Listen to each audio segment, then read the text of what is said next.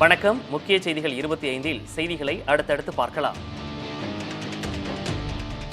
டெல்லியில் காற்றின் தரம் மிக கடுமையான நிலைக்கு மாறியுள்ளதால் அங்கு கட்டுப்பாடுகள் தீவிரப்படுத்தப்பட்டுள்ளன. 1 முதல் 9ஆம் வகுப்பு வரையிலான மாணவர்களுக்கு வீட்டில் இருந்தபடியே ஆன்லைன் முறையில் பாடம் நடத்த அறிவுறுத்தப்பட்டுள்ளது.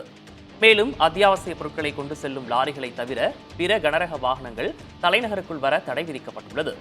மேம்பாலம், சாலை அமைத்தல் மற்றும் கட்டுமான பணிகளுக்கும் தடை விதிக்கப்படுவதாக டெல்லி அரசு அறிவித்துள்ளது. பஞ்சாப், உத்தரப்பிரதேசம் உள்ளிட்ட அண்டை மாநிலங்களில் எரிக்கப்படும் கழிவுகளால் தலைநகர் டெல்லியில் காற்று மாசு நாளுக்கு நாள் அதிகரித்து வருகிறது. நேற்று இரவு 7 மணி அளவில் காற்றின் தரக்குறியீடு 457ஆக பதிவானது. இது மிக கடுமையான நிலையாகும். காற்று மாசு தொடர்வதால் டெல்லி வாசிகள் கடும் இன்னலுக்கு ஆளாகியுள்ளனர்.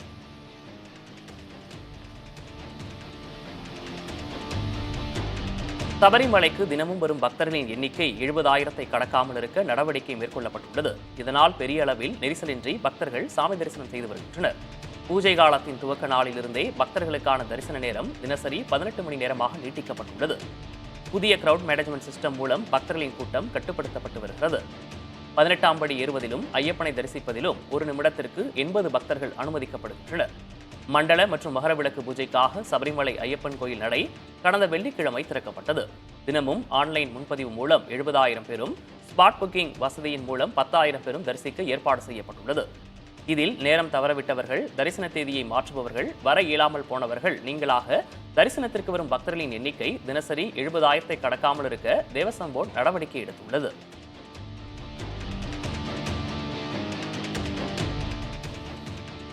நாகை மாவட்டத்தின் பல்வேறு பகுதிகளில் பரவலாக கனமழை பெய்தது.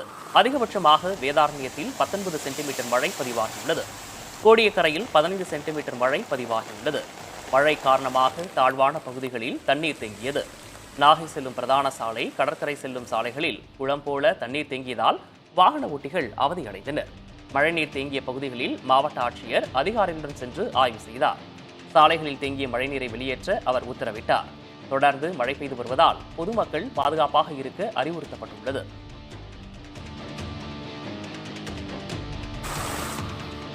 கனமழை காரணமாக தஞ்சை மாவட்டத்தில் உள்ள பள்ளிகளுக்கு மட்டும் விடுமுறை அளித்து மாவட்ட ஆட்சியர் உத்தரவிட்டுள்ளார். தஞ்சை மாவட்ட சுற்றுவட்டார பகுதிகளில் கனமழை பெய்து வருகிறது. இதனால் ஆங்காங்கே தாழ்வான பகுதிகளில் தண்ணீர் தேங்கியுள்ளது. முன்னெச்சரிக்கை நடவடிக்கையாக தஞ்சை மாவட்டத்தில் உள்ள பள்ளிகளுக்கு மட்டும் விடுமுறை அளித்து ஆட்சியர் பிரியங்கா பங்கஜம் உத்தரவிட்டார். இதேபோல சிவகங்கை மாவட்டத்தில் மழை பெய்து வருவதால் பள்ளிகளுக்கு விடுமுறை விடப்படுவது தொடர்பாக அந்தந்த பகுதி பள்ளியின் தலைமை ஆசிரியர்களை முடிவெடுத்துக் கொள்ளலாம் என ஆட்சியர் ஆஷா அஜித் உத்தரவிட்டுள்ளார்.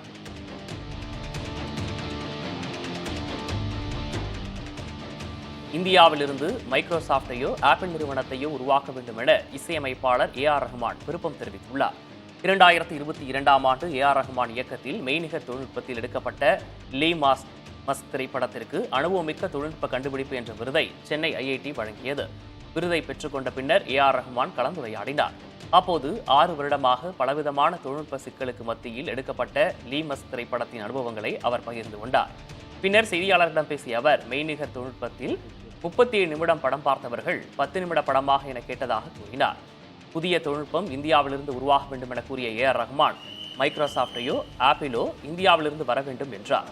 செயற்கை நுண்ணறிவு தொழில்நுட்பத்தில் மிகப்பெரிய அளவில் கவனம் செலுத்த வேண்டும் என்றும் இசையமைப்பாளர் AR ரஹ்மான் கேட்டுக்கொண்டார். சென்னையில் IITன்றது ஒரு பெருமையாக இருக்குது. அந்த மாதிரி இன்ஸ்டியூஷன் இருக்கிறது எவ்வளோ பேர் வந்திருக்காங்க.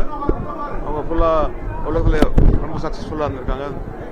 நான் IITயில் சின்ன வயசில் ஒரு 13 வயசில் வந்திருக்கேங்க. இந்த லேமாஸ்க்ன்றது இந்தியாவிலேருந்து உலகத்தரமான ஒரு எக்ஸ்பீரியன்ஸ் வெளியே போகணுன்ற ஆதங்கத்தில் பண்ணது. அதுக்கு LAல ஹாலிவுட்டில் ஒரு அவார்ட் கிடச்சிது. அதுக்கப்புறம் 2 அவார்ட் கிடச்சிருக்கு. ஸோ இங்கே இது கிடைச்சது பெருமையாக இருக்குது. எல்லா புகழுமே இருந்துக்கு. Thank you so much. நாட்டில் அறிவியல் விழிப்புணர்வை ஏற்படுத்துவதற்காக செயல்பட்டு வந்த விஞ்ஞான் பிரசார் அமைப்பு கலைக்கப்பட்டுள்ளது. இந்த அறிவிப்பை மத்திய அறிவியல் தொழில்நுட்ப அமைச்சகம் வெளியிட்டுள்ளது. இந்த முடிவு கடந்த ஆண்டு செப்டம்பரில் நடைபெற்ற மத்திய அமைச்சரவை கூட்டத்தில் எடுக்கப்பட்டதாகவும் தெரிவிக்கப்பட்டுள்ளது. சுயாதீன அமைப்பான விஞ்ஞான் பிரசார் கடந்த 1989ஆம் ஆண்டு சொசைட்டிகள் சட்டத்தின் கீழ் உருவாக்கப்பட்டிருந்தது குறிப்பிடத்தக்கது.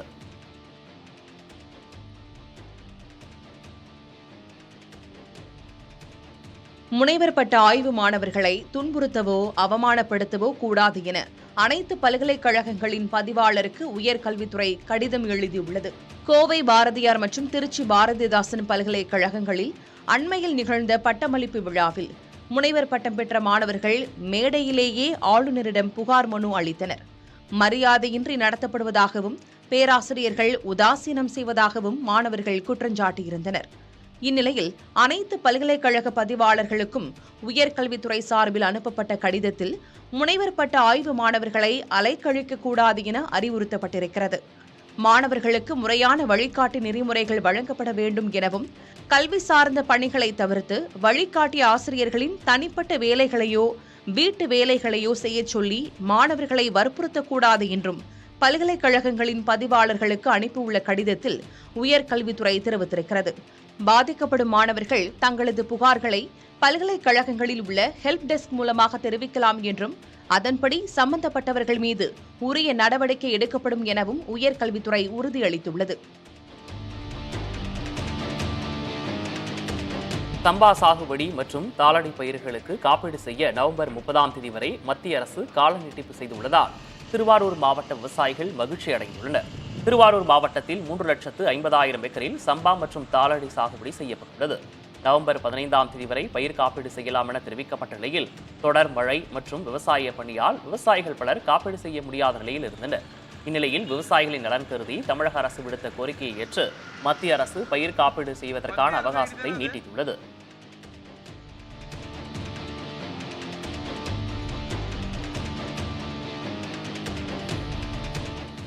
கிருஷ்ணகிரியில் பெங்களூரு நெடுஞ்சாலையில் வார இறுதி நாட்களில் ஏற்படும் கடும் போக்குவரத்து நெரிசல் தொடர்கதையாகியுள்ளது. போலுப்பள்ளி, சாம்பல்பள்ளம், மேலுமலை, சுண்டகிரி, கோபச்சந்திரம் போன்ற இடங்களில் மேம்பாலம் கட்டும் பணி நடைபெற்று வருகிறது. அதனால் தற்காலிக சாலை அமைக்கப்பட்டுள்ளது. அந்த சாலை வழியே ஞாயிற்றுக்கிழமைகளில் ஆயிரக்கணக்கான வாகனங்கள் செல்வதால் கடும் போக்குவரத்து நெரிசல் என்பது தொடர்கதையாகிவிட்டது. கிருஷ்ணகிரி பெங்களூரு இடையே பயண நேரம் 2.5 மணி நேரம் என்றால் போக்குவரத்து நெரிசலால் 5 மணி நேரத்திற்கு மேலாவதாக பயணிகள் ஆதங்கப்படுகின்றனர். மேம்பால பணிகளை விரைந்து முடிக்கவும் அவர்கள் வலியுறுத்துகின்றனர். விவசாயிகளுக்கு அநீதி இழைக்கின்ற அரசு திமுக என எதிர்க்கட்சித் தலைவர் எடப்பாடி பழனிசாமி குற்றம் சாட்டியுள்ளார்.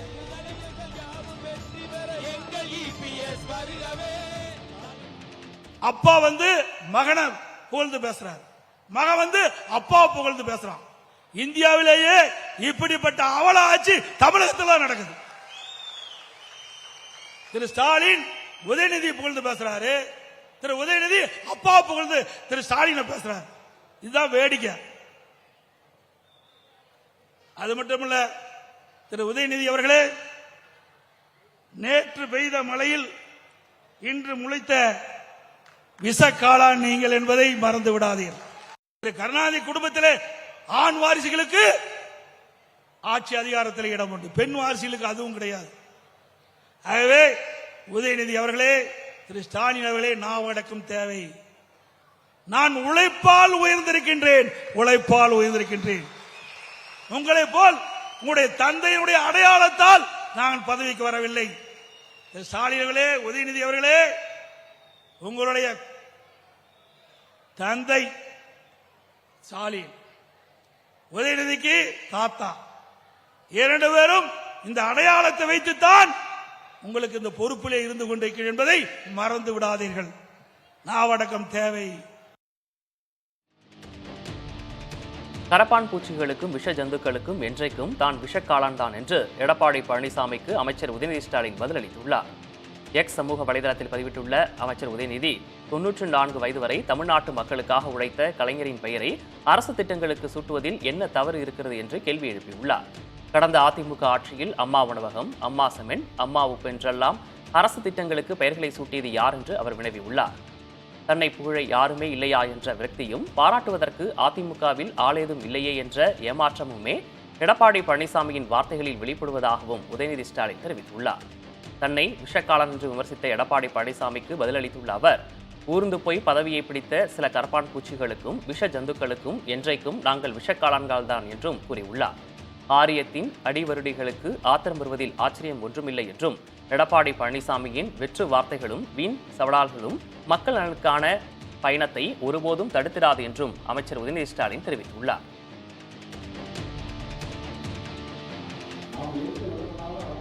சாம்சங் தொழிற்சாலை விவகாரத்தில் பாலுக்கும் காவல் பூனைக்கும் தோழன் என்பது போல தமிழக அரசு செயல்படுவதாக திமுக கூட்டணி கட்சியான மார்க்சிஸ்ட் கம்யூனிஸ்ட் எம்எல்ஏ நாகை மாலி விமர்சித்துள்ளார்.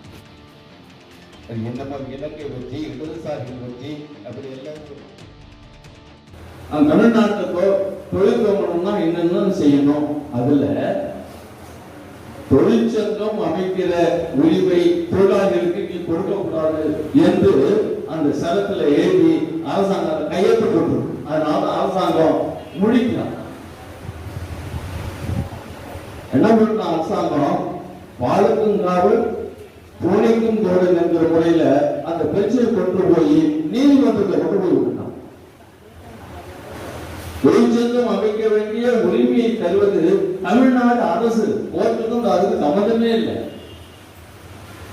ஆனா அதை இழுத்துக்கிட்டு போகணும், அப்படியே இருக்கட்டும், நம்ம அதுக்குள்ள ஏதாவது பண்ணிடலாம் என்கிற ஒரு மோசமான கேட்டீங்கன்னா அந்த அரசு தொழிலாளர் அரசு, சுயமரியாதை அரசு. புதுச்சேரி திருபுவனை தொகுதி பாஜக ஆதரவு சுயேட்சை எம்எல்ஏவான அங்காளன் பொது நிகழ்ச்சி ஒன்றில் லாட்சி அதிபர் மார்டினின் மகன் ஜோஸ் சார்லஸ் காலில் விழுந்தது பேசுபொருளாகியுள்ளது. ஜோஸ் சார்லஸ் பங்கேற்ற நலத்திட்ட உதவிகள் வழங்கும் விழாவில் புதுச்சேரி பாஜக எம்எல்ஏக்கள் ஜான்குமார், ரிச்சர்ட் ஜான்குமார், கல்யாணசுந்தரம், பாஜக ஆதரவு சுயேட்சை எம்எல்ஏக்கள் ஸ்ரீனிவாஸ், அசோக், சிவசங்கர், அங்காளன் உள்ளிட்டோர் கலந்து கொண்டனர். அதில் முன்னாள் அமைச்சரும் தற்போதைய எம்எல்ஏவுமான அங்காளன் அனைவரின் முன்னிலையிலும் வயதில் மிகவும் சிறியவரான ஜோஸ் சார்லஸ் மார்டின் காலில் விழுந்து ஆசி பெற்றார். இது அங்கிருந்தவர்களை அதிர்ச்சியடைய செய்தது.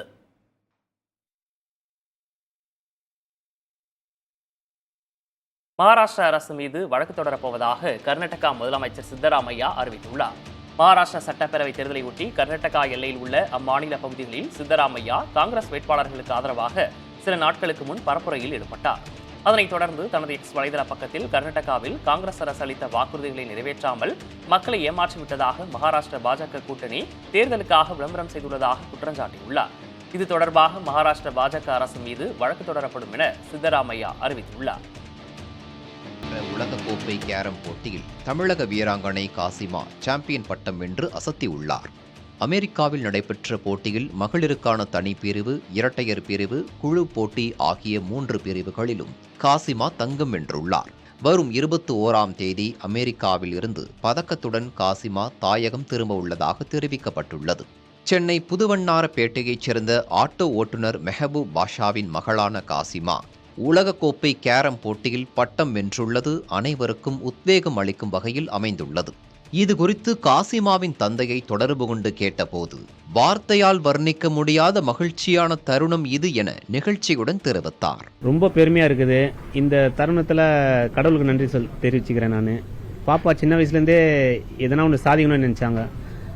அந்த விஷயத்துல இப்போ அவங்க கனவு நினைவே இருக்குது.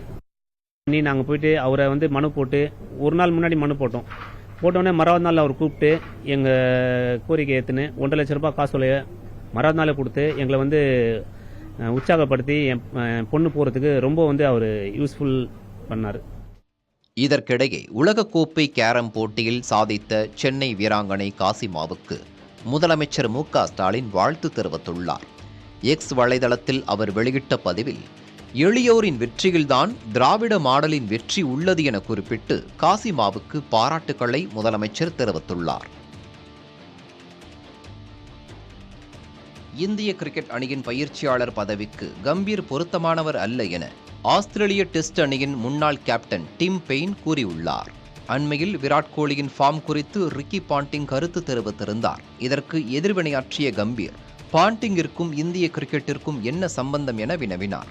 இதற்கு எதிர்வினையாற்றியுள்ள டிம் பெயின், பாண்டிங் தற்போது வர்ணனையாளர் எனவும் தனது பணியையே அவர் செய்ததாகவும் கூறியுள்ளார். அழுத்தமான சூழலில் கம்பீரால் அமைதியாக இருக்க முடியாததே இந்தியாவிற்கு தற்போதுள்ள பெரிய பிரச்சனை எனவும் தெரிவித்துள்ள டிம் பெயின், இந்திய அணியின் பயிற்சியாளர் பொறுப்பிற்கு கம்பீர் சரியான நபர் அல்ல என்றும் கூறியுள்ளார். விடுதலை 2 படத்தின் முதல் பாடல் வெளியாகியுள்ளது. இயக்குனர் வெற்றிமாறன் இயக்கத்தில் உருவாகும் விடுதலை 2 திரைப்படம் டிசம்பர் 20ஆம் தேதி திரையரங்குகளில் வெளியாகிறது. ஏற்கனவே திரையரங்குகளில் வெளியாகி முதல் பாகம் ரசிகர்கள் மத்தியில் நல்ல வரவேற்பை பெற்ற நிலையில் இரண்டாம் பாகத்தின் மீதான எதிர்பார்ப்பு எழுந்துள்ளது. இந்நிலையில் இப்படத்தின் முதல் பாடலான தினம் தினமும் பாடல் வெளியிடப்பட்டுள்ளது. இளையராஜா எழுதி இசையமைத்த பாடலை அவருடன் பாடகி அனன்யா பட்டும் சேர்ந்து பாடியுள்ளார். விருதுநகரில் ஜவுளி பூங்கா தொடங்க நிதி ஒதுக்கப்பட்டு பணிகள் நடைபெற்று வருவதாக மத்திய ஜவுளித்துறை அமைச்சர் கிரிராஜ் சிங் தெரிவித்துள்ளார். சென்னை தரமணியில் அமைந்துள்ள தேசிய ஆடை வடிவமைப்பு கல்வி நிறுவனத்தில் மத்திய ஜவுளித்துறை அமைச்சர் கிரிராஜ் சிங் நேரில் ஆய்வு செய்தார். மாணவர்கள் வடிவமைத்த கைவினைப் பொருட்கள், ஆடைகளை மத்திய அமைச்சர் கிரிராஜ் சிங் பார்வையிட்டார். பின்னர் செய்தியாளர்களிடம் பேசிய அமைச்சர் கிரிராஜ் சிங் ஜவுளித்துறையில் முன்னேறிய மாநிலமாக தமிழ்நாடு விளங்குவதாக தெரிவித்தார்.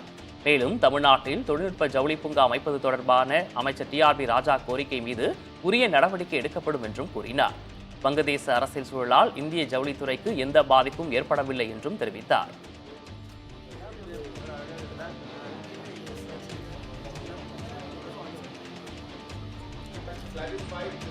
மணிப்பூரில் நடைபெற்று வரும் வன்முறை காரணமாக ஆளும் பாஜக அரசுக்கான ஆதரவை தேசிய மக்கள் கட்சி வாபஸ் பெற்றுள்ளது. இதுகுறித்த கடிதத்தை பாஜக தேசிய தலைவர் JP நட்டாவுக்கு அக்கட்சியின் தலைவர் கொன்ராட் சங்மா எழுதியுள்ளார். அதில் மாநிலத்தில் நிலவும் சட்டம் ஒழுங்கு நிலைமை கவலையை ஏற்படுத்துவதாக குறிப்பிட்டுள்ள கொன்ராட் சங்மா, மாநிலத்தில் நிலவும் பிரச்சினைக்கு தீர்வு காணும் முயற்சியில் பிரேன் சிங் தலைமையிலான அரசு தோல்வியடைந்து விட்டதாக தெரிவித்துள்ளார். கடந்த சில நாட்களாக மணிப்பூர் மாநிலத்தில் மோசமான சூழல் நிலவி வருவதாக குறிப்பிட்டுள்ள சங்மா, இந்த பிரச்சனையை கருத்தில் கொண்டு பிரேன் சிங்கின் அரசுக்கு வழங்கப்பட்டு வந்த ஆதரவை வாபஸ் பெறுவதாக அறிவித்துள்ளார்.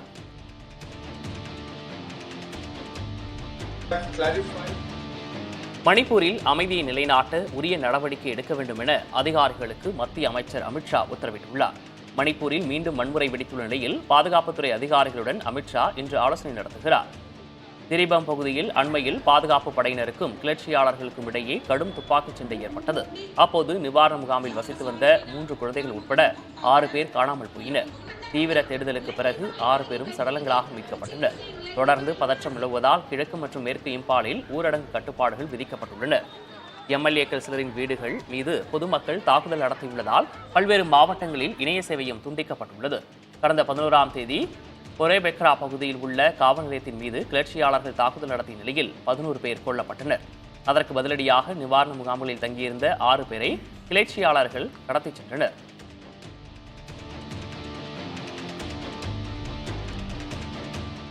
G20 உச்சி மாநாட்டில் பங்கேற்பதற்காக பிரேசில் சென்றடைந்த பிரதமர் நரேந்திர மோடிக்கு உற்சாக வரவேற்பு அளிக்கப்பட்டது.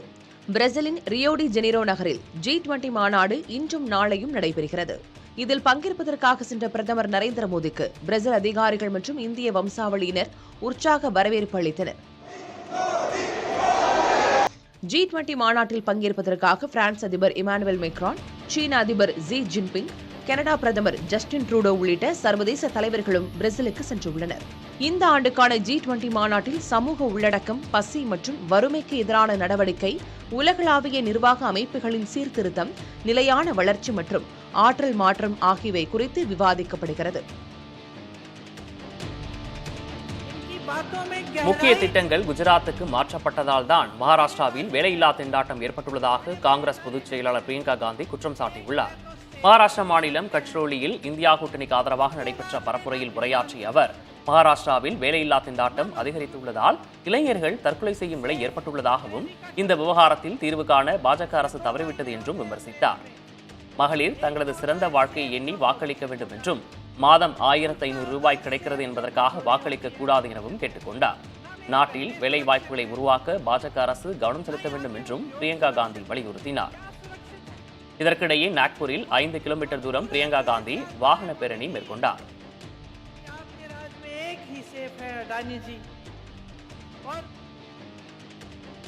கர்நாடகா மாநிலம் மங்களூரு அருகே கடற்கரை தங்கும் விடுதியின் நீச்சல் குளத்தில் மூழ்கி 3 இளம் பெண்கள் உயிரிழந்தனர். மங்களூரு புறநகரில் உச்சிலா கடற்கரைக்கு அருகே உள்ள தனியார் தங்கும் விடுதியின் நீச்சல் குளத்தில் நீச்சல் அடித்துக் கொண்டிருந்த போது ஒரு இளம் பெண் நீரில் மூழ்கியுள்ளார். அவரை காப்பாற்ற சென்ற இருவரும் நீரில் மூழ்கியதில் 3 இளம் பெண்களும் உயிரிழந்தனர். 3 பேரும் மைசூரு பகுதியைச் சேர்ந்த நிஷிதா, பார்வதி, கீர்த்தனா என்பது காவல்துறை விசாரணையில் தெரியவந்துள்ளது. நீச்சல் குளத்தின் ஒருபுறம் 6 அடி ஆழம் இருந்த நிலையில் அதில் இளம்பெண் ஒருவர் மூழ்கியதை தொடர்ந்து இந்த சோக சம்பவம் நிகழ்ந்துள்ளது.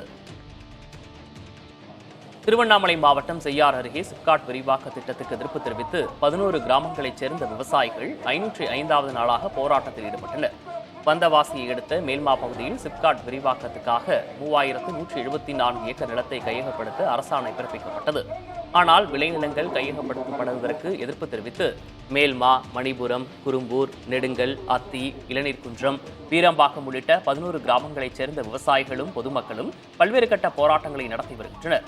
மேல்மா கூற்றோடு பகுதியில் நடைபெற்று வரும் போராட்டத்தில் தமிழ்நாட்டில் உள்ள பல்வேறு விவசாயிகள் சங்கத்தினர் மட்டுமின்றி கர்நாடகா, புதுச்சேரி உள்ளிட்ட பிற மாநிலங்களைச் சேர்ந்த விவசாயிகள் சங்கத்தினரும் மேல்மா போராட்டத்தில் பங்கேற்று ஆதரவு தெரிவித்து வருகின்றனர்.